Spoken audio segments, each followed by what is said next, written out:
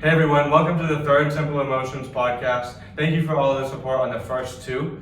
And today I have my friend Jackson Riva, and we will be talking about two topics today. First, how he transitioned into college, and the second one, which is a really chunky one, is he was actually hospitalized due to his anxiety. So he'll talk about what that was like and tell us the whole story and how he overcame that. So we'll start with college. Everyone our age is transitioning to college, some easier than others. How has it been for you so far, like the first 2-3 months in? Pretty good, honestly. Obviously, there's going to be anxiety with anything like this. New place, new people, new everything.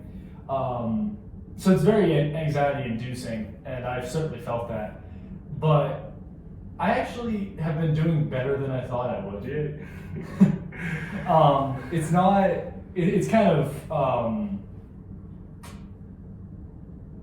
I don't know, it was just a different transition into college than it was to high school. I feel like because it was a new place, I was more almost relieved because I didn't really like high school for obvious reasons. Worst 4 years of my life, I will say that. So far college has been much better. Obviously, I've been homesick a little bit, and I've talked to my parents about that. Talked to everyone about that, really. So it's not, a big deal. It's kind of been all right. So what other, you said you like talking to people. Is that your main go-to coping mechanism when you experience anxiety? Yeah, absolutely. Obviously it's not for everyone. Everybody has their own coping mechanisms. But for me, I learned that talking with people, really because it's easier with someone else to kind of rationally go through it, if that makes sense. I find that when I'm trying to internalize things myself, it's a lot harder to go through it. But when I talk to my mom, I talk to my girlfriend, I talk to my dad, my sister, even whoever, even one of my friends. It's a lot easier to be like, okay, this is where I'm at, this is where I need to be, this is how I can go through it. Yeah. Are there any other skills that you use, or is that your primary one? In the moment, in anxiety, breathing mechanisms, really focusing on centering yourself, grounding yourself, that's a huge thing. Just feeling, especially when you're disassociating or whatever, disassociating, it's very important to feel yourself in the world. Feel yourself in that place and time. Yeah, make yourself present. Exactly. You talked about being homesick. Has the course load and the college work over high school work, how's that transition been? So this is I've transitioned great because at the University of Rhode Island, you're supposed to take, well, not supposed to, but there's a maximum of 19 credits per semester. I'm only taking 14 now because I have 6 that I took transition from high school. And so it's not really a lot of, it's actually less coursework. So that I think has helped my transition into college. Of course, next semester I'm going up to 19 credits, so pray for me, please. But I think that now I have some grounding here. Yeah. I have an understanding. It's going to be a lot better. So I think I got extremely lucky with how I came into college. And I totally get there's some kids with 18, 19 credits. They're doing that are just absolute train wrecks because the jump is so big. Yeah. Especially for business students, engineering students, chemistry students. So for the people that don't have the AP credits, how would you advise them to manage that workload? Definitely remember that, you have more time to do these classes than you think. For a lot of colleges, they make sure you have that time so that if you mess up or you need to drop a course or something happens, you can always go to school during J term. I don't know if your college has that, or during the summer, or take an online course. So there are other options than simply just brute forcing it through your college experience. Yeah. and if things are really bad, you can always put your college life on pause, take a year, and then rejoin the college experience when you're ready. Yeah. So digressing from college and now going into your personal experience, as we know, and I mentioned before, you were unfortunately hospitalized in your senior year of high school due to your anxiety. Mm-hmm. Could you, if you're comfortable, talk us through that process of like how it started, what happened, and then how you overcame it? Oh, absolutely. So my anxiety personally goes back a long way. So looking back on it, the first traces of anxiety actually happened around like 5th or 6th grade for me. Back when Ebola was a big thing. I was afraid of Ebola. It sounds ridiculous because it never reached Massachusetts, never reached where I lived. But I remember like hearing about it, getting really freaked out. So I think that was the start of like this health anxiety ball. It kind of got rolling, and then it snowballed out of control slowly. Obviously, throughout middle school, dealt with a lot of stress, mostly that I put on myself. I remember many times I would come home and be like, I'm never. Sorry, I'll just go down this. I'm never gonna finish my homework or whatever I have, or something like that. Yeah. And I'd always have my mom be there and be like, no, like you gotta look at it rationally. You gotta be like, you got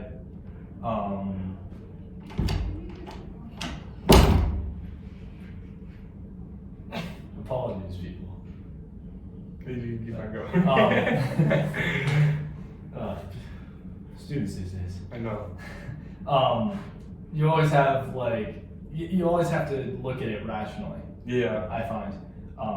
And that's kind of, I'll go into it later, but that's how I kind of got out of my anxiety spell. Yeah. First things first, we can just talk through them. Yeah. I mean, first things first, when I was in, I lost my train of thought. When I entered high school, obviously, it was a big change. I think a lot of emphasis is put on the college or the high school to college transition, but not enough is put on middle school to high school. Because even though we're older now, college is a bigger deal. Yeah. We're also matured. We're also we have a grasp on who we are. Middle school to high school, we don't have that, so it's a lot harder to like really understand what you're doing. Yeah.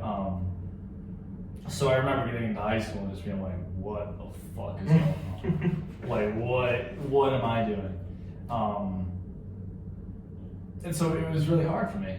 And I didn't tell anyone about it. That's the main thing. I did not tell a soul. And so I build up until eventually it would just break. And that caused me to insult my friends, lose relationships, stuff like that. Which is no good because it damages your reputation in general. Yeah. You don't want to let anxiety consume you to that point, but it does, and I understand people who get to that point because it's brutal. So eventually, my sophomore year, I had my first panic attack. I remember it so very clearly. It was the last day of the 3rd term. I was in biology class. Keep in mind, this is when COVID was going around, so everybody was wearing masks. It was an absolute mess. I remember, feeling like my heart was going a million miles an hour, and so I jumped up out of class. I was like, "Hey, Mr. Campbell," that was my teacher at the time. Like, I gotta go to the nurse. I'm not feeling good. And so I remember getting down the hall, so my bio class was on the 2nd floor. Yeah. And I had to get downstairs, and there was this long hallway all the way to the nurse's office. And I remember as I was going down, it was shrinking in on me. it felt like a weight was on my chest. It was brutal. It was like when you run with one of those lead vests on. It was, it's no fun. Anxiety is awful. That was my first experience. I actually got hospitalized for the first time a few days after that. And from what I remember from that experience, it was like, in my mind, it was absolute chaos. I remember I was feeling anxious all night. And me and my dad was trying to calm me down. We were sitting in my room, like joking around, and then all of a sudden, like, anxiety hit me like it never hit before. Obviously, I hadn't that much experience at that point, but like it got to me to the point where I couldn't move. I was frozen. I couldn't even put my socks on. And I remember very vividly that I lost all feeling in my arms, in my, like, kind of around the crown of my head, my legs, which is normal during a panic attack, but at the time I was like, holy shit, I'm dying. So I was like, Dad, take me to the ER now. Takes me to the ER, and it takes, when I was there, it was 6 hours, 6 or 7 hours where I just sat in a hospital bed. And even though I ended up recovering from the situation, the hospital didn't help. I found it was more that, it was more my dad that was helping, because he was by my bedside. And then of course the like ice water they gave me was great. Like that stuff could, like, oh my gosh, I love it. But the hospital didn't help. Like the nurses didn't help. They were in the ER, so they had a lot of shit to deal with. Yeah. COVID summer, of course. So I was just like I didn't, looking back on it, I didn't see a reason that I should have gone. Yeah. Because in the end, it only caused more stress than it relieved. It was unfortunate. Yeah. And then how were you able to transition into that, like, really anxious moment, and then build up the fortitude that you could, like, I don't want to say move on with your life, because that's a bad way to put it, but like overcome those panic attacks so they don't become frequent? I think it took a lot of, like, telling other people, which takes a lot of, like, courage. Yeah. It's really hard to, like, explain to someone, hey, this is what I deal with on a daily basis. Not necessarily your parents. Like, I told my mom I was fine, my dad I was fine. But telling my friends, I was like I felt embarrassed, because I felt like there was something wrong with me. Yeah. Which, you know, now I know is not the way to look at it, because my parents or my friends were nothing but supportive. But the problem was getting to that point. It caused a lot of anxiety trying to tell my friends, trying to tell my teachers, like, hey, this is what I deal with. But once I got it there, it helped a lot, because I had this support system. You know, like in class, if I was feeling anxious, I could be like, hey, I could go to the teacher and be like, hey, look, like, I'm not feeling that well. Can I just pop down the nurse real quick to, like, refocus myself? And, you know, they let me go. So building up that support system is very important. Yeah. To, like, I don't want to say moving on either, but like fortifying yourself against it. Like, there comes a point where you need other people. Yeah. Like, you can't go through life alone. That applies to everything. Applies to school, it applies to sports, it applies to your mental health, it applies to everything you do. You know, you need your family, you need your friends, you need people that love you around you, that support you. And I'm grateful that I have that system, because I would not have been able to do what I've done or overcome what I've overcome since then. You know. Well, thank you for sharing. It's really impressive going through all that and, like, ending up on the other side of the tunnel. And like you even said, you don't want to let anxiety consume you, and I'm proud of you for not letting that happen. And it's not easy because I know I have done that sometimes. Everybody has at one point in their life. I mean, everybody has tunnels they go through. Everyone has moments where like they're in the dark, you know. But like it's really important to be like, you know what, just a little bit further, just a little bit further. You know, move the ball 1 yard up the field. Yeah. And if you get through a day and you survive, that's all you need to do. Yeah, and slow progress is better than no progress. Yeah. So as we wrap up, is there any final remarks you want to say about anything in general? For anxiety, don't let it become you. Don't let yourself become so consumed by it that it's like, that you let it rule your life. You gotta tell, and I learned this, but like slowly, and it takes a long time to learn. But you gotta tell anxiety very firmly, like, hey, you can't mess with me. Yeah. Like obviously anxiety is gonna mess with you, but you gotta be stronger than it. Yeah. But if you can't be stronger than it the first time, that's okay. You just gotta, every time you have another one of those anxious moments, you build up a little bit more resilience to it. Yeah. Like my first high school counselor, she taught me how to like name your anxiety. So let's say my anxiety is named Billy. No offense to all the Billies.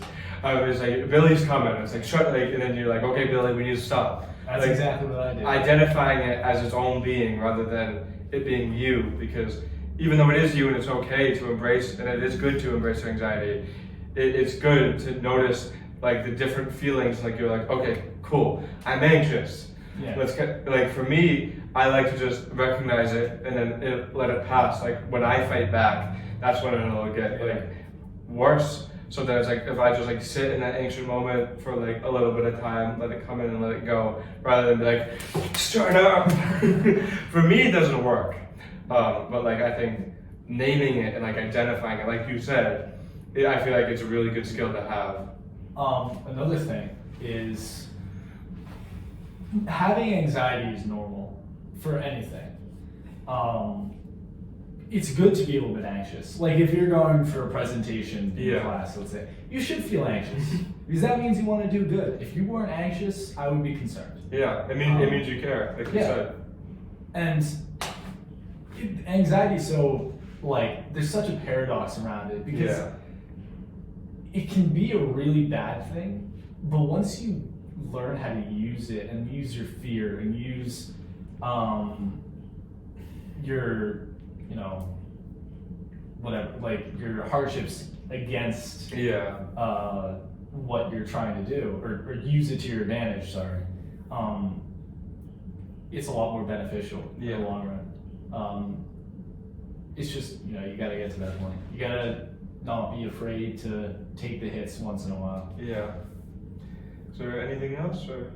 No, I think that's it. Cool. Well, thank you for having me. Oh, thank you for sharing. I know it's hard sometimes getting into those like really personal stories, and we appreciate you sharing, and we hope that it impacts you guys in some way and like allowed you to learn how to cope with anxiety. And every like normal person or every everyday person can struggle with something and have a deep story. Like we look like just some two average Joes, and you know my story and now you know his. So like that doesn't mean that everyone else doesn't have anything. Yeah. Like everyone has their stories that never take someone at face value. Yeah. You know, always like if someone's having a rough day, they could, or if someone looks, you know, whatever it may be. Yeah. You know, we're all human beings. There's always something underneath the surface. And nobody's life is perfect, no matter how they portray it. Exactly. We in the modern age have become so used to the Instagram like style of living. Listen, it doesn't matter if you don't have a yacht and like 6 supercars. If you're surviving the day, if you're getting good grades, if you're making money, either like any of those things, like you're living. Yeah. You know? If you can have a genuinely rewarding life, like that's all you need. Yeah. You know? Well, I appreciate you guys listening, and if you made it through once again. Of course, I say this after every video. It's cliche, but could you click that red button, the subscribe one, and turn the little bell on so you have post notifications so you know when I have awesome people like Jackson here and we can try to teach you a little bit more about mental health. Thank you guys for watching and have a good day.